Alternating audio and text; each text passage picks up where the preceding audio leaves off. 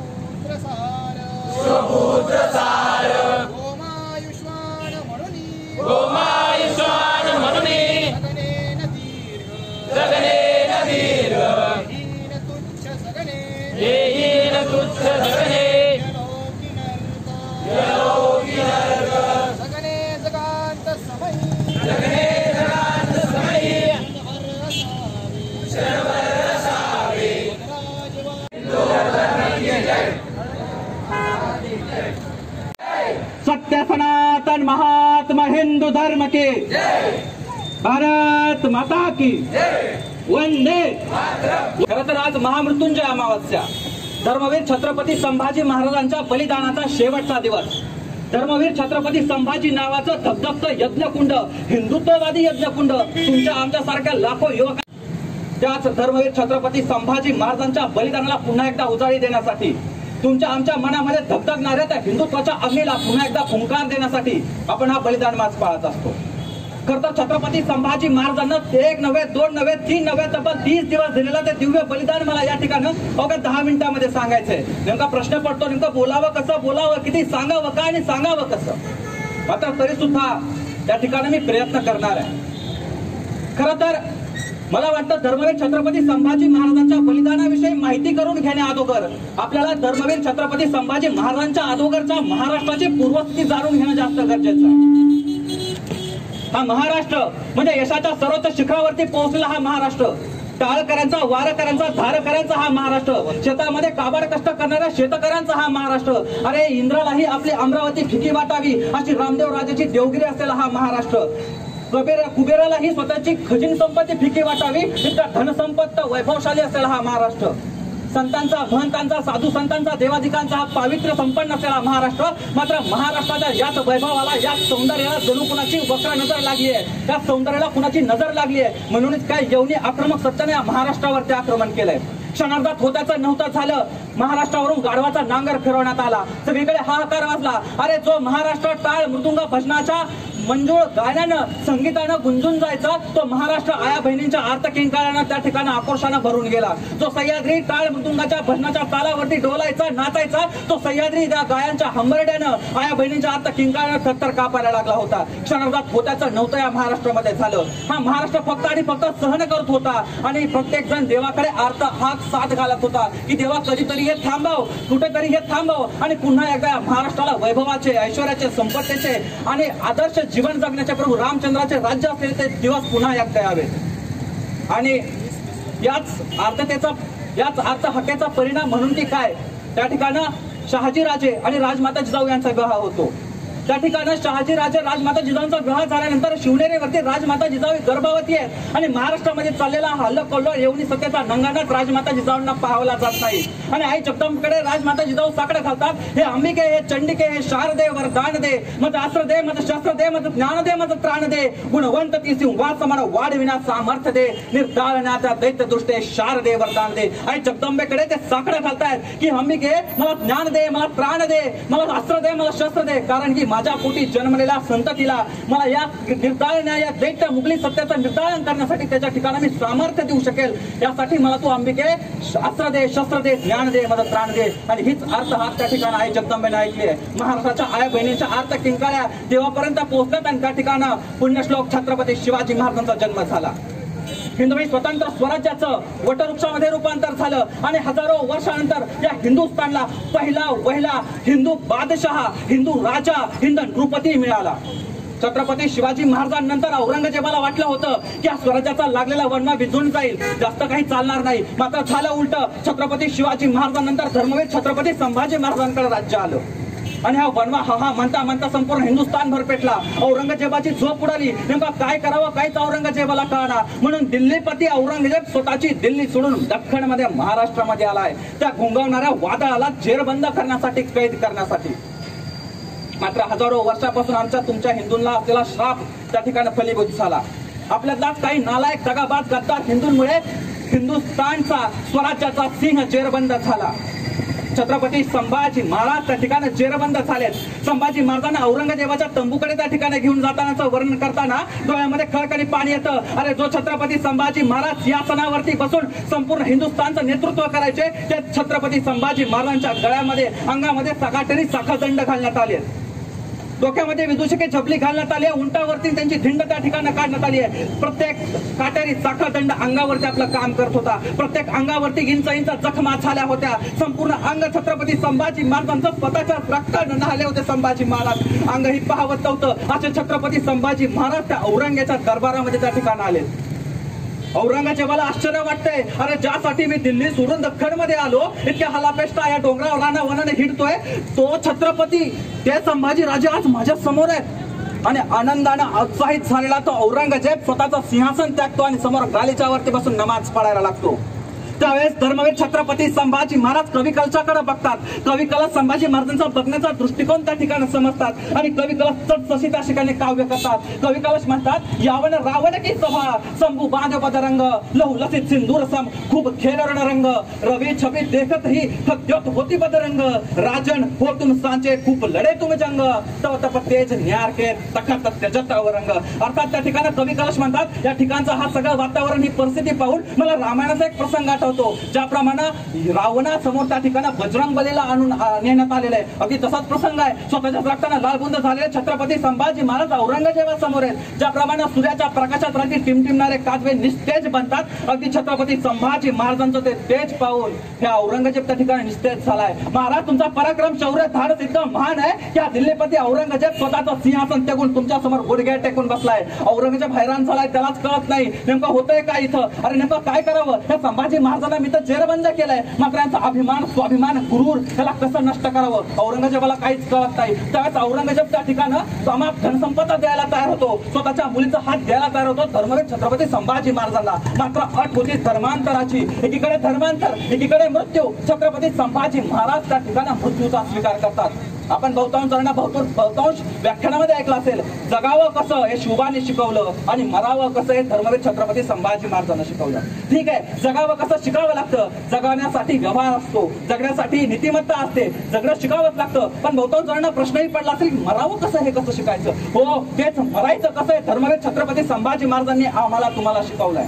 छत्रपती संभाजी महाराज औरंगजेबाच्या कैदेमध्ये हाल करून 30 दिवस छत्रपती संभाजी महाराज दररोज त्या ठिकाणी बलिदान देत होते. छत्रपती संभाजी महाराजांचे नख चिमट्यानं ओढून काढण्यात आले, हाताची बोटं कापली गेली, पायाची बोटं कापली गेली, नाक कापलं गेलं, कान कापलं गेलं, डोळ्यामध्ये गरम तप्त साळ्या घालण्यामध्ये आल्या, अंगावरचा रोम आणि रोम त्या ठिकाणी ओढून काढला. अरे यातनेचा नुसतं हल्ला कल्लोळ मारायचा, अंगावरची संपूर्ण चामडी त्या ठिकाणी सोडून काढली. गरम झालेलं मिठाचं पाणी अंगावरती टाकलं जायचं. यातनेचा हल्ला कल्लोळ धर्म छत्रपती संभाजी महाराजांचा व्हायचा. मात्र तरी सुद्धा धर्मांतर नाही, ही भूमिका छत्रपती संभाजी महाराजांची शेवटपर्यंत राहिली. का? फक्त आणि फक्त तुमच्या आणि आमच्या समोर धर्मरक्षणाचा आदर्श उभा करून देण्यासाठी. त्या ठिकाणी धर्मवीर छत्रपती संभाजी महाराजांनी 1-2 दिवस नाही, तब्बल 30 दिवस त्या ठिकाणी बलिदान दिलं. स्वतः शेवटी आज ते हिंदुत्वाचं धगधगतं यज्ञकुंड तुमच्या आमच्या समोर त्यागाची, समर्पणाची आणि बलिदानाची एक दिव्य आणि महान उदाहरण देत त्या ठिकाणी शांत झालं. त्याच धर्मवीर छत्रपती संभाजी महाराजांच्या त्या त्यागाला, बलिदानाला आणि समर्पणाला आठवण करण्यासाठी आपण हा बलिदान मास पाहतो. मात्र बहुतांश काही नवखे असतात आणि मग त्यांच्या मनामध्ये साहजिकच प्रश्न येतो की हा बलिदान मास म्हणजे नेमका काय, हा पाळायचा कशासाठी, कसा पाळायचा? या प्रश्नाचे उत्तर ही मला वाटतं जाता जाता या ठिकाणी द्यावे. बलिदान मास आपण पाळायचा कारण की ज्याप्रमाणे आपल्या घरातील आई वडील असतील, घरामधील कोणी एखादा माणूस व्यक्ती गेल्यानंतर आपल्या घरामध्ये गोडधोड तर सोडा साधी चूलही पेटत नाही, आपण त्याचं सुतक पाळतो. अगदी तसंच हिंदवी स्वतंत्र स्वराज्याचा बाप आम्हा तुम्हा सगळ्यांचा राजा या ठिकाणी धर्मासाठी आपल्या देहाचं बलिदान देतो आणि त्याच बलिदानाची आठवण म्हणून आपण बलिदान मास पाळायचा. पायामध्ये चप्पल सोडून द्यायची कारण की जेव्हा जेव्हा पायाला काटा टोचेल, जेव्हा जेव्हा पायाला खडे टोचतील, तेव्हा तेव्हा काटेरी चाकादंडाने जखडलेले धर्मवीर छत्रपती संभाजी महाराज आमच्या आणि तुमच्या डोळ्यासमोर उभे राहिल्याशिवाय राहणार नाही. काहीतरी गोड खाण्यासाठी आपली जीभ लवलवेल, मात्र त्याच चिमट्याच्या साह्यानं ओढलेली, तलवारीनं छाटलेली, रक्ताच्या थारोळ्यात वळवळ पडलेली धर्मवीर छत्रपती संभाजी महाराजांच्या जिभेचा साक्षात्कार झाल्याशिवाय राहणार नाही. संगीत ऐकण्यासाठी आपली मन, आपला मोह होईल, मात्र धर्मरक्षणासाठी छत्रपती संभाजी महाराजांना केलेला तो आक्रोश आपल्या कानाचा ठाव घेतल्याशिवाय राहणार नाही. त्या ठिकाणी आपण गोडधोड पदार्थ सोडायचे, आपल्या आवडत्या पदार्थाचा त्याग करायचा आहे. मात्र बलिदान मासामध्ये फक्त त्यागच करायचा नाही, काही व्रतांचा स्वीकार करायचा आहे. धर्मरक्षणाच्या व्रताचा स्वीकार करायचा आहे, राष्ट्ररक्षणाच्या व्रताचा स्वीकार करायचा आहे. देशासाठी जगण्याच्या, देशासाठी मरण्याच्या आणि हो वेळ प्रसंगी देव, देश आणि धर्मासाठी मारण्याच्या व्रताचाही स्वीकार करायचा आहे. बलिदान मास तर आपण सगळे पाळतोच, मात्र तरी सुद्धा काही लोकांना वाटतं ठीक आहे बलिदान मास कसा पाळायचा कळाला, पण बलिदान मास आपण का पाळायचा? बलिदान मास आपण यासाठी पाळायचा, आपल्या पूर्वजांना धर्मासाठी, देशासाठी दिलेलं जिवंत आणि ज्वलंत बलिदान आज आमच्या तुमच्या नसामधून व्हायला पाहिजे म्हणून आपण बलिदान मास पाळायचा. आज काटा टोचला तरी टचकन डोळ्यामध्ये पाणी येणाऱ्या या तरुण पिढीला आपल्या पूर्वजांनी धर्मरक्षणासाठी तलवारीचे घाव अंगावरती झेलले, त्याची आठवण व्हावी म्हणून बलिदान मास पाळायचा आहे. बलिदान मास पाळत असताना आपल्याला प्रत्येक वेळेस त्याग आणि समर्पण करायचंय. त्या बलिदान मास पाळत असताना आपल्या पूर्वजांनी ज्याप्रमाणे शत्रूशी, मुघलांशी, आपल्या देव, देश आणि धर्माच्या विरोधी असलेल्या लोकांशी झुंज दिली, त्या पद्धतीनं झुंज देता यावी यासाठी सक्षम आणि कणखर बनण्यासाठी आपल्याला बलिदान मास पाळायचा आहे. जास्त काही या ठिकाणी सांगणार नाहीये. तर बलिदान मास पाळला बहुतांश जण या ठिकाणी आहेत, मात्र तरी शोकांतिका की संपूर्ण अखंड हिंदू समाज पुन्हा एकदा भगव्या ध्वजाखाली, भगव्या ध्वजाच्या छत्रछायाखाली या ठिकाणी संघटितांनी एकत्रित व्हायला पाहिजे. जातवाद, पक्षपात, प्रांतवाद, भाषावाद सगळं काही बाजूला जाळून आपण पुन्हा एकदा भगव्या ध्वजाच्या छत्रछायाखाली यायला पाहिजे. मला बहुतांश ठिकाणी या ठिकाणी सांगावं असं वाटतं की आपल्याला माहिती असेल प्रभू रामचंद्राचं मंदिर होतं, 79 वेळा आक्रमण झालं, 76 वेळाचे आक्रमण त्या ठिकाणी संस्थानिक राजानं परतवून लावले, 4 वेळाचे आक्रमण तिथलचे नागे साधू आणि स्वतःच्या त्रिशूळ आणि चिमट्याच्या साह्यानं परतवून लावत होते. त्यांनी राम मंदिर का पाडलं? कारण की हिंदूंचा ऊर्जा स्रोत असलेलं ते राम मंदिर नष्ट झाल्यानंतर पुन्हा एकदा हिंदूंना पेटवून उठण्यासाठी त्या ठिकाणी ऊर्जा स्रोतच नष्ट करून टाकला, म्हणजे पुन्हा एकदा संघर्ष होणारच नाही त्यांची भावना. अगदी तशीच पुन्हा एकदा रायगडावरती असला ते ऊर्जा स्रोत, रायगडावरती असलेला अखंड ऊर्जेचा प्रेरणा स्रोत त्या ठिकाणी निस्तेनाबूत करण्यात आला. कारण की पुन्हा एकदा मराठे पेटून उठतील आणि मग आवरणं अवघड जाईल म्हणून त्यांनी 32 मन सुवर्ण सिंहासनाला तळा दिला. आणि तोच ऊर्जा स्रोत, तोच प्रेरणा स्रोत पुन्हा एकदा जिवंत, ज्वलंत, जागृत करण्यासाठी शिवप्रतिष्ठान हिंदुस्थान अंतर्गत जे 32 मन सुवर्ण सिंहासनाचा उपक्रम राबवला गेलाय, जे कार्य, महाकार्य, धर्माचं कार्य केलं जातंय, त्या सगळ्यासाठी आपण निधी संकलन करतोय, खडापहारा योजना करतोय. यासाठी आपल्या सगळ्यांचा सहयोग, सहकार्य आहेच आणि खऱ्या अर्थाने ते प्रत्येक हिंदूंनी करायला हवं. जनजागृती आपण करायला हवी. पुन्हा एकदा भगव्या ध्वजाच्या छत्रछायाखाली अखंड हिंदू समाज यायला हवा.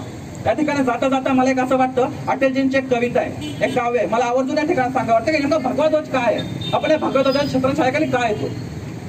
अटलजी त्या ठिकाणी म्हणतात, गगन में लहरता है भगवा हमारा, गिरे घोर घनदास ताके भयंकर, गवा बैठ सर्वस्व आपस में लड़कर, तुझे दी पकड़ कर हुआ शून्य अंबर, निराशा निशाने जो डेरा जमाया, ये जयचंद के द्रोह का दुष्ट फल है जो अब तक अंधेरा सवेरा न आया. मगर घोरतम में पराजय के गम में विजय की विभाले अंधेरे गगन में, उषा के वसंत दुश्मनों के नयन में चमकता रहा पूज्य भगवा हमारा. भगवा है पद्मनी के जौहर की ज्वाला, मिटाती अमावस लुटाती उजाला, नया एक इतिहास क्या रचना डाला, चिता एक जलने हजारों खड़ी थी, पुरुष तो मिटे नारियां भी हवन के समित बन ननल के पगों पर चढ़ी थी.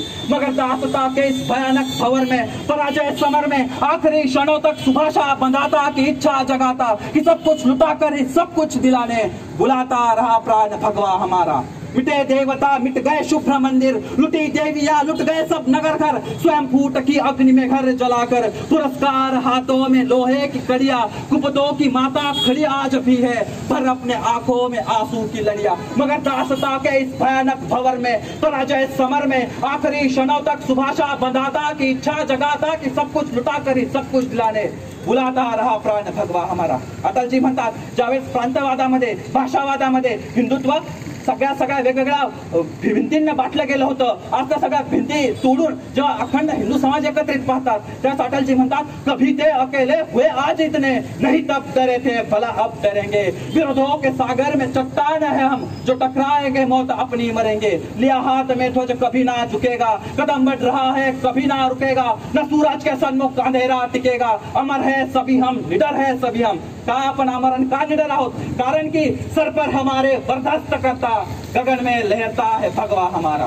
गगन में लहरता है भगवा हमारा। याच भगव्या छत्रछायेखाली पुन्हा एकदा संपूर्ण अखंड हिंदू समाज एकत्रित व्हावा हीच प्रभू श्रीकृष्ण महाराजांच्या द्वारकाधीशांच्या चरणी प्रार्थना करतो। आणि या ठिकाणी लांबलेलं माझं जे काही भवानी आदिशक्ती माता तुळजाभवानी व काशीचा विश्वेश्वर यांना स्मरून पुण्यश्लोक छत्रपती श्री शिवाजी महाराज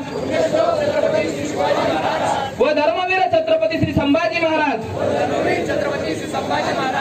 यांच्या दिव्य आदर्शांना साक्षी ठेवून हिंदुस्थान हिंदू समाज व हिंदू धर्म यांच्या अंतर्बाह्य शत्रूंचे समूळ निर्दालन करण्याची व जगतजननी भारत मातेच्या संरक्षणाची पवित्र शपथ आज आम्ही घेत आहोत।